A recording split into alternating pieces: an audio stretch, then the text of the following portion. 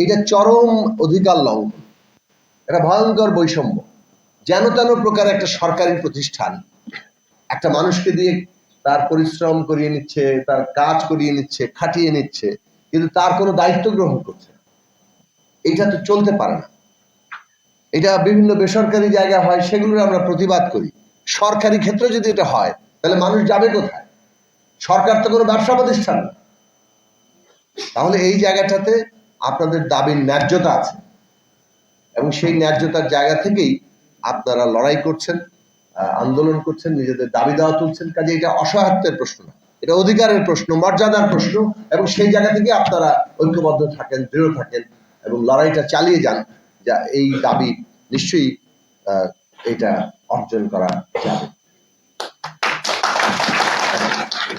এখন 2017 সালে একটা কোর্টের রায় হয়েছে আপনাদের পক্ষে, যে নতুন নিয়োগ স্থগিত করার প্রশ্নে অথবা কিছু পদ সংরক্ষণ করে পদ রেখেই তারপরে নিয়োগটা দেওয়া উচিত। সেটার ব্যাপারে আপিল করেছে সরকার। এখন এই ফ্যাসিস্টরা তো নিজেদের সুবিধা মতো সব জায়গায় বিভিন্ন ব্যবস্থা করে। ফ্যাসিস্টদের একটা নীতি ছিল যে কিছু লোককে সুবিধা দাও, লুটপাটের ভাগ দাও, তারপর তাদেরকে এই ফ্যাসিস্ট শাসনের একটা অংশ করে ফেলো, ওরাই যাদের টিকিয়ে রাখে।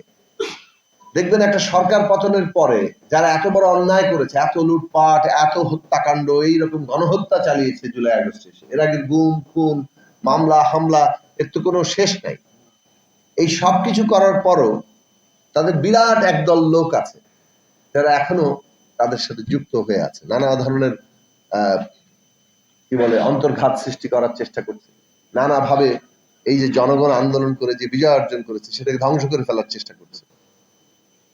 কারণ তারা নানাভাবে সুবিধাভোগী, এমন সুবিধাভোগী হয়েছে যে ওই স্বপ্নে বিভোর থেকে ওই সুবিধার আবারও পাওয়ার আশায় তারা এই ধরনের জায়গা, এই ধরনের কাজ চালিয়ে যাচ্ছে। আবার অনেকে মনে করছে যে নানাভাবে তাদের জবাবদিহিতা করতে হবে, বিচারের মুখোমুখি হতে হবে। সেই কারণেও তারা এই সরকার যাতে ব্যর্থ হয় কিংবা সামনে গণতান্ত্রিক প্রক্রিয়া যাতে না দাঁড়াতে পারে সেই চেষ্টা তারা করছে। এই যে ভাগবাটরা দেওয়া, এই ভাগবাটরা দেওয়ার নানান সর্বক্ষেত্রে, এই যে আপনাদের যেমন বেসরকারি কর্মচারীদের এই নিয়োগটা পুরোপুরি মাউসির হাতে কিংবা শিক্ষা মন্ত্রণালয়ে নিয়ে যাওয়া হলো, কতিপয় কর্মকর্তা এই সমস্ত নিয়োগে কত দুর্নীতি করে সেটা বাংলাদেশে কোনো অজানা বিষয় না। ঠিক একইভাবে সরকারি ক্ষেত্রে যে আউটসোর্সিং কর্মচারী আছে সেটাও নানান ঠিকাদারের হাতে, সির্ফ ঠিকাদারদের সুবিধা দেখার জন্য লক্ষ লক্ষ কর্মচারীরা আজকে ভয়ানক জীবন যাপন করছে, তাদের কোনো সমস্যার সমাধান হচ্ছে না। তো আমরা যেটা সরকারকে বলবো যে এই সরকার একটা অভ্যুত্থানের উপর দাঁড়িয়ে ফেলেছে, আমাদের হাজারো ছাত্র শ্রমিক তরুণদের রক্তের উপর দাঁড়িয়ে সরকার। ছাত্ররা যখন আন্দোলন করেছিল তখন আপনারা কর্মচারীরা তাদের সাহায্য করেছেন, অনেকেই সাহায্য করেছেন, সেটা আমরা পরিষ্কারভাবে বুঝি। আপনারা সেই আন্দোলনে হয় যুক্ত হয়েছেন, না ছাত্রদেরকে নানানভাবে সহায়তা করেছেন। একটা আন্দোলন জনগণের সহায়তা ছাড়া এভাবে হতে পারে না। আমরা দেখেছি ছাত্রদের আন্দোলনে কিভাবে তরুণ শ্রমজীবী মানুষ, শ্রমিকরা যুক্ত হয়ে পড়ছে, অভিভাবকরা যুক্ত হয়ে পড়েছে, সমস্ত স্তরে যারা কর্মচারী তারা নানানভাবে যুক্ত হয়ে পড়েছে। এই যে আন্দোলনটা হয়েছে সমগ্র জনতার আন্দোলন। আজকে অভ্যুত্থান যদি জনতার সমস্যার সমাধান না করে, অভ্যুত্থানের উপর দাঁড়িয়ে থাকা সরকার যদি জনগণের সংকটের দিকে, তাদের দুর্দশার দিকে আজকে মনোযোগ না দেয়, তাহলে এই অভ্যুত্থানের সরকার থেকে জনগণ বিচ্ছিন্ন হতে শুরু করবে। সরকারের কর্তা ব্যক্তিরা যাতে এই বিষয়টি খেয়াল রাখে।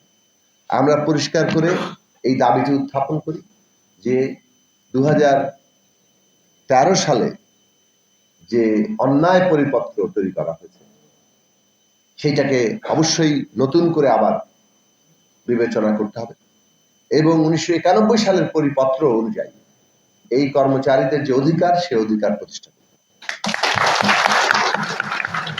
2 নম্বর বিষয় হচ্ছে যেটা এখানে আপনারাও দাবি তুলেছেন, যতক্ষণ না পর্যন্ত এই পরিপত্র বদল ঘটছে ততক্ষণ পর্যন্ত অবিলম্বে এই সকল কর্মচারীদের একটা ন্যায্য সম্মানজনক বেতন কাঠামো তৈরি করতে হবে।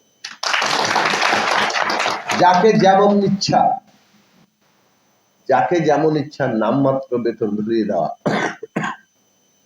এইটা কোনোভাবে গ্রহণযোগ্য হতে পারে না। দুঃখিত। কাজে এই নামমাত্র বেতন এইটা বন্ধ করতে হবে। এইটা একটা সুনির্দিষ্ট বেতন কাঠামো ঘোষণা করতে হবে। এইটা করা খুব দ্রুত সম্ভব। এইটা করার জন্য বিরাট পরিপত্র, আইন ইত্যাদি, সেটার যে সময়ের প্রয়োজন সেই সময়ে আপনারা নেবেন। এটা মামলার ব্যাপারও চলছে। আমরা মনে করি যে 2019 সালে সরকার যে আপিল করেছে, আপনাদের দিক থেকে আপনাদের মামলা দ্রুত যাতে কোর্টে ওঠে সেটার চেষ্টা করা দরকার, এবং সেই মামলার রায় অনুযায়ী আবার নতুন করে আমরা এই আন্দোলনটাকে এগিয়ে নিয়ে যেতে পারি। সরকারকে এই বিষয়ে নিশ্চয়ই আমরা আমাদের দিক থেকে যতটা সম্ভব বলার, আপনাদের দিক থেকে আপনারা নিশ্চয়ই এই দাবি জানাবেন।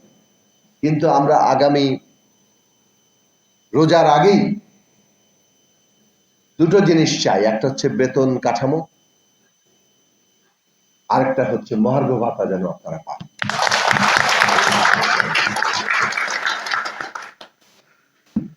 এই জায়গায় খুব জরুরি। এবং এখানে একটা জিনিস হচ্ছে যেটা আমি জিজ্ঞেস করলাম, যে এখনো বেসরকারি কর্মচারী নিয়োগ হচ্ছে কিনা, হচ্ছে কি?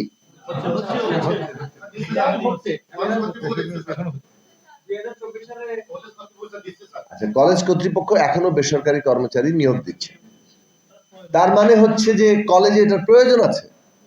আপনারা যে এখানে কাজ করছেন, আপনাদের প্রয়োজন না থাকলে শুধু শুধু তো কেউ কাউকে চাকরি দেয় না। তার মানে আপনাদের এখানে কাজ করছেন, সেই কাজের প্রয়োজনীয়তা আছে, সেই কাজের প্রয়োজনীয়তা আছে বলে আপনাদের নিয়োগ দেওয়া হয়েছে।